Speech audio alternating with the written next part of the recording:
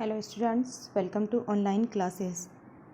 आज का हमारा है chapter 5 periodic classification of elements. Periodic classification of elements में हमने मेंडलीव्स का क्लासिफिकेशन इसके पहले वाले वीडियो में देख लिया था। अब हम इसके आगे इसकी स्टडी करेंगे। इसके आगे है making order out of chaos the modern periodic table.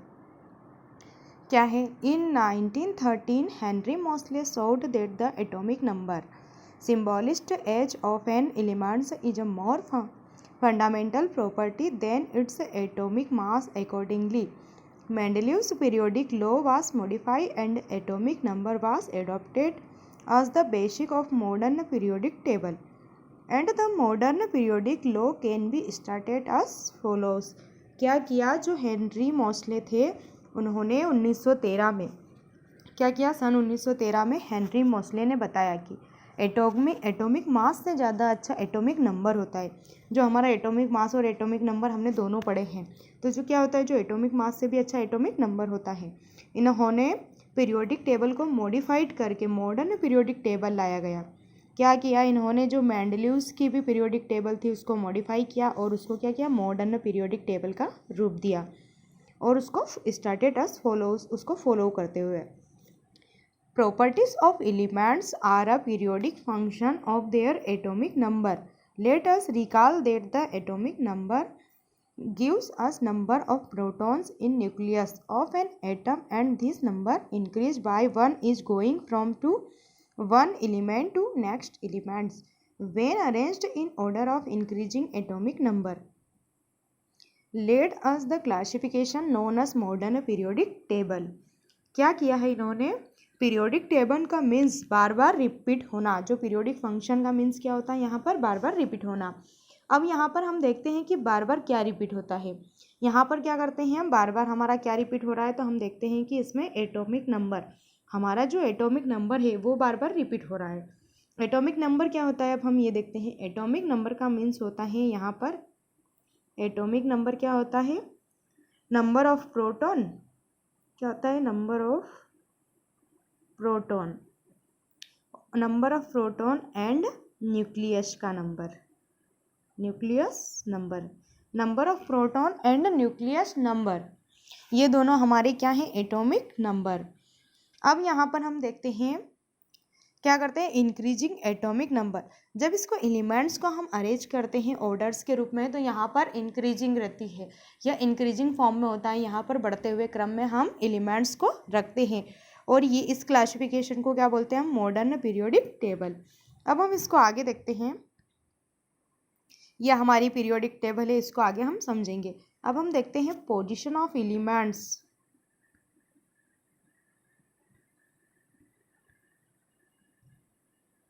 क्या करते हैं? पोजीशन ऑफ एलिमेंट्स को देखते हैं। क्या है हमारा position of elements? The modern periodic table has 18 vertical columns known as groups. Position of the element in the modern periodic table. इसमें हम क्या देखते हैं? पोजीशन देखते हैं एलिमेंट्स की। The modern periodic table has 18 vertical columns known as groups and 7 horizontal rows as periods. Let's see described the placing an element certain group as period. इसमें क्या बताया गया है कि जो मॉडर्न पीरियोडिक टेबल होता है उसमें क्या होता है? 18 वर्टिकल्स कॉलम होते हैं। क्या होते हैं यहाँ पर? 18 वर्टिकल कॉलम्स, जिसे हम क्या बोलते हैं? ग्रुप्स। एंड 7 हॉरिजॉन्टल्स लाइंस होती है, 7 हॉरिजॉन्टल रो होती है, जिसे हम बोलते हैं पीरियड्स। जिन्हें क्या बोलते हैं? पीरियड्स। इन्हें क्या करते हैं हम? पीरियोडिक टेबल में समझते हैं। अब हम देखते हैं हमारी पीरियोडिक टेबल। ये है हमारी पीरियोडिक टेबल। देखो यहाँ पर क्या दे रखा है? 18 वर्टिकल्स कॉलम। तो देखो ये यहाँ से, और हॉरिजॉन्टल रो क्या? 1 2 3 4 5 6 7। ये क्या हो गए? हमारी इधर वाली जो लाइन होती है ये हॉरिजॉन्टल लाइंस होती है, और ये इस प्रकार के होते हैं। ये क्या होते हैं? हमारे 18 वर्टिकल्स हो गए। ठीक है। अब यहाँ पर हम देख सकते हैं, यहाँ पर 2 है, फिर 1 2 3 4 5 6 7 8 है, फिर 1 2 3 4 1 2 3 4 1 2 3 4 5 6 7 8 9 10 11 12 13 14 15 16 17 18। ये यहाँ पर क्या हो गए, 18 वर्टिकल कॉलम्स हो गए और 7 ये इस प्रकार वर्टिकल कॉलम्स रहते हैं और इस प्रकार जो लाइन होती है उसको हॉरिजॉन्टल्स लाइंस बोलते हैं। इसको हम क्या बोलते हैं, पीरियड्स। और हमें यहाँ पर जो 20 एलिमेंट्स है, 20 एलिमेंट्स तक ऑल स्टूडेंट्स को याद रखना है, सीरियल वाइज याद करना है। सीरियल वाइज अगर याद करोगे तो उसका एटॉमिक नंबर भी आपको याद हो जाएगा। और 20 एलिमेंट्स तक आपके सिलेबस में भी है, इसलिए आप 20 एलिमेंट्स अच्छे से याद करें, ये आपका होमवर्क है। इसमें क्या होता है, एक्टिविटी को आप खुद सॉल्व करते हैं और इसके आगे जो एक्टिविटी दे रखी है इनको आपको खुद को सॉल्व करना है। खुद को सॉल्व करेंगे, ये आपका भी होमवर्क है। अब हम इसको आगे देखते हैं। Hence we can say that group in periodic table signify an identical outer shell electronic configuration. On the other hand, the number of cells increases as we down the group. There is an anomaly when it comes to the position of hydrogen because can be placed either group first or group 17 in the first period can U shape Y. अब यहाँ पर क्या बताया गया है कि जो group होते हैं, ग्रुप में क्या शो करते हैं कि एलिमेंट्स का जो आउटर सेल का इलेक्ट्रॉनिक कॉन्फ़िगरेशन सेम होता है। हमारा कोई सा भी एक एलिमेंट्स होता है उसका क्या करते हैं, आउटर मोस्ट सेल का जो कॉन्फ़िगरेशन होता है वो सेम होता है। यहाँ पर जैसे कि हम कोई सा भी एक, ये हमारा न्यूक्लियस हो गया। अब ये सेल्स के बारे में देखते हैं, तो ये हमारी के सेल हो गई, ये एल सेल होती है। ये सेल्स पढ़ी है ना हमने, ये के सेल, एल सेल, उसके आगे एम सेल। तो हमारी जो आउटर मोस्ट सेल क्या होगा, यहाँ पर एम सेल। इसमें क्या होता है, जो इलेक्ट्रॉनिक कॉन्फ़िगरेशन होता है, इलेक्ट्रॉनिक कॉन्फ़िगरेशन क्या होता है, वो सेम होता है। अब हम देखते हैं इलेक्ट्रॉनिक कॉन्फ़िगरेशन क्या होता है। क्या करते हैं हम, इलेक्ट्रॉनिक कॉन्फ़िगरेशन। इलेक्ट्रॉनिक कॉन्फ़िगरेशन हम अगर किसी भी देखते हैं तो क्या आएगा, जैसे कि हमने सोडियम का देखा, तो सोडियम के इलेक्ट्रॉनिक कॉन्फ़िगरेशन करने के लिए क्या आएगा, 1s2 2s2, तो 1s2 2s2 2p6, इस प्रकार से हम करते हैं। और अगर इसको नंबर वाइज अगर हम करते हैं, नंबर वाइज करेंगे तो क्या आएगा, सोडियम 11 है तो क्या करेंगे 2, फिर 8, फिर 2। तो यहाँ पर क्या होता है, सोडियम का एटॉमिक नंबर 11 होता है, तो 8 to 10 और 2 11। यहाँ पर कितनी, और यहाँ पर क्या बताया गया है कि जो नंबर ऑफ सेल होता है वो इंक्रीज होता जाता है। यहाँ पर देखा है, देखो ये this is the automatic hydrogen because the placed group and increases as we down the group. यहाँ पर क्या होता है कि जब हम ऊपर से नीचे की ओर जाते हैं ग्रुप में, तो क्या होता है, इनका जो इलेक्ट्रॉनिक कॉन्फ़िगरेशन होता है वह इंक्रीज होता जाता है। जैसे हम एग्जाम्पल में देख लेते हैं। अब हमने यहाँ पर लिया हाइड्रोजन, अगर 20 तक याद करोगे तो आपको भी याद हो जाएगा। Hydrogen, helium, lithium, beryllium, boron, carbon, nitrogen, इस प्रकार से करोगे तो हो जाएगा। हीलियम, लिथियम का 3 होता है एटॉमिक नंबर और सोडियम का 11 होता है। अब हम हाइड्रोजन का अगर इलेक्ट्रॉनिक कॉन्फ़िगरेशन करेंगे तो क्या आएगा, हाइड्रोजन का एटॉमिक नंबर 1 है तो 1 आएगा। लिथियम का अगर हम करेंगे 1 है तो मतलब हमारी कौन सी सेल हो गई, ये के सेल। लिथियम का अगर हम करते हैं तो क्या आएगा हमारे पास 3, तो 2 और एक 3, इसमें 2 सेल हो गई, के सेल हो गई और एल सेल हो गई। सोडियम का 11 है तो क्या करोगे, इसमें 2 8 और 1, सॉरी 1, इसके पहले वाले में भी 1 आएगा, मैंने मिस्टेक से 2 बोल दिया था। के एल एम, यहाँ पर क्या हो गई, तीनों सेल हो गई हमारी, ये के सेल, एल सेल और एम सेल, तीनों सेल्स हो गई। अब यहाँ पर क्या होता है, नंबर ऑफ सेल्स इंक्रीज होता जा रहा है। इसमें सभी में क्या हो रहा है, जो हमारी सेल्स होती है वो इंक्रीज हो जा रही है। तो क्या हो गया, यहाँ पर नंबर ऑफ सेल्स इंक्रीज होती जा रही है। अब यहाँ पर दे रखा है, how many electrons are there in the first, second, third and fourth periods. क्या करेंगे कि जो हमारे पीरियोडिक टेबल में 1 2 3 4 पीरियड्स में कितने एलिमेंट्स है, इसके लिए हम पीरियोडिक टेबल को देखते हैं।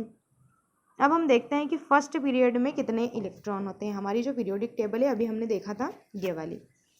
अब यहाँ पर फर्स्ट पीरियड क्या है हमारा, फर्स्ट पीरियड में कितने इलेक्ट्रॉन है, यहाँ पर फर्स्ट में कितने हैं, यहाँ पर 2, फर्स्ट पीरियड में 2 एलिमेंट्स है हमारा, ये फर्स्ट पीरियड 1 और ये 2, कितने हो गए फर्स्ट पीरियड में हमारे 2 एलिमेंट्स। उसी प्रकार अगर सेकंड में देखते हैं हम तो क्या होता है 1 2 3 4 5 6 7 8 हो गए यहाँ पर 8, 2 ये और 6 ये, तो यहाँ पर कितने हो गए सेकंड पीरियड में 8। उसी प्रकार थर्ड पीरियड में 8 होते हैं, फोर्थ में 18 हो गया। फोर्थ देखते हैं हम 1 2 3 4 5 6 7 8 9 10 11 12 13 14 15 16 17 18 कितने हो गए फोर्थ में 18 इलेक्ट्रॉन्स होते हैं। उसी प्रकार 5 6 7 का भी हम देख लेते हैं। तो हमारे यहाँ पर ये एग्जाम्पल क्वेश्चन पूछा जाता है, एग्जाम में भी हमेशा ये क्वेश्चन पूछते हैं कि हमारे पीरियोडिक टेबल में कितने एलिमेंट्स होते हैं। अब हम इसको आगे देखो यहाँ पर दे भी रखा है। फॉर एग्जाम्पल के सेल में कितने इलेक्ट्रॉन है हमारे 2 और एल सेल में 8 हो गए। Third fourth fifth six 7 period है 8 18 18 32 एंड 32 एलिमेंट्स रिस्पेक्टिवली, इतने एलिमेंट्स होते हैं हमारे पीरियड्स में। The position and elements periodic table about chemical reactivity. Chemical reactivity, as we have learned, the valence electrons determining the kind and number of bonds formed by an elements. Can you now say why Mendeleev's choice formula of compounds as the basic of deciding the position of an elements in the table was a good one? क्या करते हैं किसी भी elements की अगर हम position देखते हैं, यहाँ पर क्या बताया किसी भी एलिमेंट्स के हम पोजीशन अगर देखते हैं तो उसकी केमिकल रिएक्टिविटी बता सकते हैं, पोजीशन देखकर बता दे सकते हैं कि इसकी पोजीशन कैसी और इसकी केमिकल रिएक्टिविटी कैसी होगी। यह डिटरमाइन करता है कि number of bonds and elements. Chemical reactivity को अगर देखते हैं तो ये किस पर डिटरमाइन करेगा, नंबर ऑफ बॉन्ड्स पर एंड एलिमेंट्स पर। अब इसको आगे देखते हैं हम।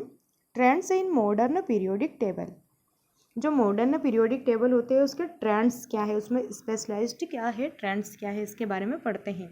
तो हमारा जो फर्स्ट है वो क्या है यहाँ पर वैलेंसी। आज you know the valency of elements is determining by the number of valence electron present in the outer most shell its atom. क्या करते हैं वैलेंसी क्या होती है, अब हम वैलेंसी को देखते हैं। वैलेंसी को हम एक कंबाइंड कैपेसिटी भी बोलते हैं। यहाँ पर दे रखा है वैलेंसी, वैलेंसी को हम क्या बोलते हैं कंबाइंड कैपेसिटी। और जब हम वैलेंसी को निकालने के लिए देखते हैं कि कितना इलेक्ट्रॉन लेकर या कितना इलेक्ट्रॉन छोड़कर वह स्टेबल कॉन्फ़िगरेशन अटेन करता है, या तो हम उसको इलेक्ट्रॉन दे सकते हैं या फिर ले सकते हैं। अब इलेक्ट्रॉन को देना या लेना क्या होता है, किसी भी एक एग्जाम्पल के द्वारा अगर हम देखते हैं XCl4। अब यहाँ पर X के पास 1 इलेक्ट्रॉन है और Cl के पास, क्लोरीन के पास कितने हो गए यहाँ पर 4। ये एक दूसरे से मल्टीप्लाई हो जाते हैं, मतलब इलेक्ट्रॉन का साझा कर लेते हैं। तो क्या होता है, या तो फिर क्लोरीन को 1 दे देगा या फिर X 4 ले लेगा। जो हमारा हेलोजन ग्रुप होता है X, वो क्या करेगा, या तो 4 ले लेगा या फिर अपना जो 1 इलेक्ट्रॉन है वो Cl ग्रुप को दे देगा। ये क्या हो गया हमारा इलेक्ट्रॉन का साझा। तो जो रिएक्शन कंप्लीट होती है वो ये होती है कि XCl4 कुछ भी प्रोडक्ट बनता है इस प्रकार से बनता है। और तथा देखते हैं कि जो आउटर मोस्ट सेल होती है उसमें 2 या 8 इलेक्ट्रॉन होने चाहिए। हमारी जो आउटर मोस्ट सेल होती है लास्ट की जो सेल होती है उसमें क्या होता है, या तो 2 इलेक्ट्रॉन होना चाहिए या फिर 8 इलेक्ट्रॉन होना चाहिए सभी आउटर मोस्ट सेल में।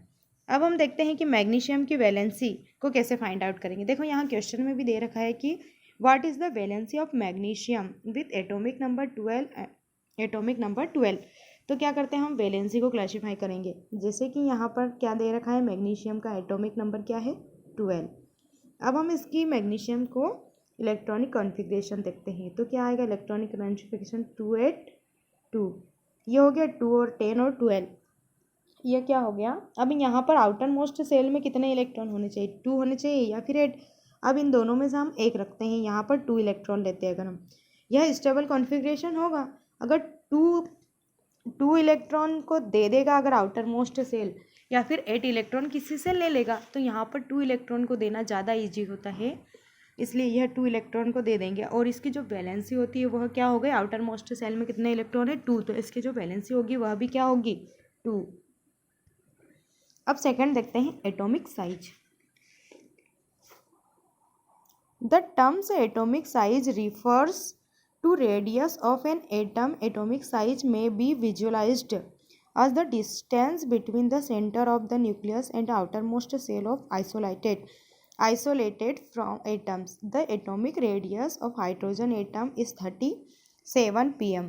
Picometer 1 pm is equal to 10 to the power 12 m. क्या दे रखा है? Atomic size. अब एटॉमिक साइज क्या होता है? रेडियस ऑफ एटम रिफर्स करता है. जो हमारे एटॉमिक साइज होते हैं वो रेडियस ऑफ एटम्स रिफर्स करते हैं. न्यूक्लियस का सेंटर और आउटर मोस्ट सेल के बीच डिस्टेंस को, हमारा जो न्यूक्लियस रहता है और जो आउटर मोस्ट सेल होती है उनके बीच जो डिस्टेंस होती है, दूरी होती है, उसको हम क्या बोलते हैं? Atomic size. इसे हम क्या करते हैं? मेजरमेंट पिकोमीटर्स में. इसकी जो यूनिट होती है वो क्या होती है? पिकोमीटर. पिकोमीटर में हम इसे मेजर करते हैं. यह एक मोस्ट IMP होता है. हमारा जो एटॉमिक साइज होता है, पिकोमीटर का क्वेश्चन हर बार पूछा जाता है कि जो एटॉमिक साइज को मेजर किस में करते हैं, तो उसका क्या आएगा? पिकोमीटर में. अब हम इसको देखते हैं. ये हो गया हमारा न्यूक्लियस. ये क्या हो गया? हमारा न्यूक्लियस. उसके बाद हमारी K सेल हो गई, L सेल हो गई, M सेल हो गई. अब इसमें क्या करते हैं कि जो एटम्स के बीच की दूरी रहती है, न्यूक्लियस से L सेल M सेल के बीच की जो दूरी होती है, इसको हम बोलते हैं रेडियस ऑफ एटम. क्या बोलते हैं इसको हम? Radius of atom. आया समझ में? न्यूक्लियस का सेंटर और आउटर मोस्ट सेल के बीच. जैसे कि हमारा ये न्यूक्लियस का सेंटर है और ये हमारे आउटर मोस्ट सेल है. आउटर मोस्ट सेल और न्यूक्लियस के बीच की जो दूरी होती है उसको हम बोलते हैं रेडियस ऑफ एटम्स. एटम्स की रेडियस. अब हम इसको आगे देखते हैं. Metallic and non metallic properties. Third क्या है? ट्रेंड्स हमारा मेटेलिक और नॉन मेटेलिक प्रॉपर्टी. आज we can see that the metals like sodium, magnesium are towards the left hand side the periodic table while the non-metals like sulfur and chlorine are found on the right hand side. क्या होता है? हमारे जो metals होते हैं periodic table में, जितने भी मेटल्स होते हैं वो लेफ्ट हैंड साइड पर प्रेजेंट रहता है. जैसे सोडियम, मैग्नीशियम, ये सब क्या होता है? पीरियोडिक टेबल में लेफ्ट हैंड साइड पर प्रेजेंट है. और जो नॉन मेटल्स होते हैं हमारे वो राइट हैंड साइड पर होते हैं. जैसे सल्फर, क्लोरीन्स आदि. Sulphur, chlorine are found the right hand side. In the middle we have silicon which classified as a semi metals और metalloids because it exhibits some property both metals and non metals. क्या करते हैं कि जो middle में रहते हैं, left hand side पर तो हमारे मेटल हो गए और राइट हैंड साइड पर देखते हैं हम, ये हमारी लेफ्ट साइड है. लेफ्ट साइड पर क्या है? हमारे मेटल्स प्रेजेंट रहते हैं. और जो हमारी राइट साइड होती है उस पर क्या होते हैं? नॉन मेटल प्रेजेंट रहते हैं.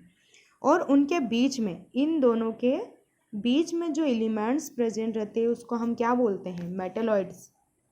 इनको बोलते हैं हम मेटेलॉइड्स. मेटेलॉइड्स बोलते हैं या फिर इन्हें मेटेलॉइड्स बोलते हैं इनको हम, या फिर इनको सेमी मेटल्स बोलते हैं. ये क्या करते हैं? जो मेटेलॉइड्स होते हैं उसमें मेटल एंड नॉन मेटल दोनों की प्रॉपर्टी होती है. और जो मेटेलॉइड्स होता है उसको क्या करते हैं? सेपरेट किसके द्वारा करते हैं? जिगजैग लाइन के द्वारा. In the modern periodic table zigzag line separated metals from the non metals. borderline elements boron, silicon, germanium, arsenic, antimony, tellurium, polonium are intermediate in the properties are called metalloids और semi metals. क्या करते हैं? जो metalloids होते हैं उसको हम zigzag line के द्वारा सेपरेट करते हैं. मतलब एक ऐसी आड़ी टेढ़ी लाइन होती है, इस प्रकार की एक लाइन होती है, इसको बोलते हैं हम जिगजैग लाइन. जो हमारे नॉन मेटल्स, सेमी मेटल्स होते हैं, मेटेलॉइड्स होते हैं, उसको हम क्या करते हैं? इस जिगजैग लाइन के द्वारा सेपरेट करते हैं. अब हम इसमें क्या करते हैं? जैसा कि पीरियोडिक टेबल में शो किया गया है, पीरियोडिक टेबल की हेल्प से हम क्या करते हैं? एलिमेंट ऑक्साइड फॉर्म करते हैं. बहुत सारे एलिमेंट्स होते हैं. अब हम इसके पहले इनको लेफ्ट राइट में देख लेते हैं. हमारी पीरियोडिक टेबल ये देखो यहाँ पर. अब इसकी लेफ्ट साइड कौन सी हो गई? यहाँ पर ये वाली जो साइड होती है हमारी, ये लेफ्ट साइड हो गई. इसको हम बोलते हैं लेफ्ट साइड. तो यहाँ पर क्या प्रेजेंट रहता है? हमारा मेटल्स प्रेजेंट रहता है. और जो नॉन मेटल्स होते हैं वो कहाँ प्रेजेंट रहता है? राइट साइड में. ये इधर की साइड, ये हमारी राइट साइड हो गई. इसको हम बोलते हैं ये राइट साइड है हमारी, ये नॉन मेटल्स है। और ये जो हमारे बीच के नंबर दे रखे हैं ये सब हमारे नॉन मेटल्स है, नॉन मेटल्स। अब हम नॉन मेटल्स को सेपरेट कैसे करेंगे? देखो यहाँ पर ये जिगजैग लाइन, ये यहाँ पर समझ में आ रही है, जैसे कि मैंने पहले बताया था, ये इसके द्वारा हम क्या करते हैं, नॉन मेटल्स को सेपरेट करते हैं। अब इसमें क्या करते हैं कि ऑल मेटल्स नॉन मेटल्स के बारे में दे रखा है। अब हमारे जो मेटल्स होते हैं वो हमेशा ग्रीन कलर में शो किए गए। देखो यहाँ पर जितने भी मेटल्स हैं उनको ग्रीन कलर में शो किया गया है। उसके बाद क्या होता है, जो मेटेलॉइड्स आता है हमारा, ये मेटेलॉइड्स को क्या किया गया है, यहाँ पर जिगजैग लाइन के द्वारा शो किया गया। देखो ये यहाँ पर जिगजैग लाइन बनी और इनको क्या किया गया, ये सब क्या है, मेटेलॉइड्स। उसके बाद क्या करते हैं हम, नॉन मेटल्स को अगर देखते हैं तो नॉन मेटल्स में क्या होता है, ये जो येलो कलर के जितने भी एलिमेंट्स है ये सब नॉन मेटल्स है। आपको इसको अच्छे से पढ़ना है और समझना है। अब हम इसको आगे देखते हैं। These trends also help us predict the nature of oxide formed these elements because it is so to you that the oxide metals are basic and that non-metals are acidic in general। क्या होता है कि इस periodic table की help से हम देख सकते हैं कि जो ऑल एलिमेंट्स होते हैं वो ऑक्साइड फॉर्म में होते हैं। जितने भी एलिमेंट्स होते हैं वो कैसे होते हैं, यहाँ पर जितने भी एलिमेंट्स होते हैं वो ऑक्साइड फॉर्म में होते हैं हमारे। तो क्या होता है कि जो मेटल्स क्या होते हैं, ऑक्साइड होते हैं। जो मेटल्स ऑक्साइड होते हैं वो कैसे होते हैं, यहाँ पर बेसिक नेचर के होते हैं। ऑक्साइड एज अ मेटल तो बेसिक, तो यहाँ पर जितने भी मेटल्स होते हैं वो ऑक्साइड फॉर्म में होते हैं तो वो बेसिक नेचर के होते हैं, उनमें बेस प्रेजेंट रहता है। और जितने भी नॉन मेटल्स ऑक्साइड होते हैं, ये नॉन मेटल्स में क्या होता है, इनका नेचर कैसा होता है, एसिडिक नेचर होता है, इनमें एसिड्स प्रेजेंट रहता है। नॉन मेटल्स में एसिड प्रेजेंट रहता है और मेटल्स में बेस प्रेजेंट रहता है। आज का हमारा चैप्टर यहीं क्लोज होता है। Thank you so much.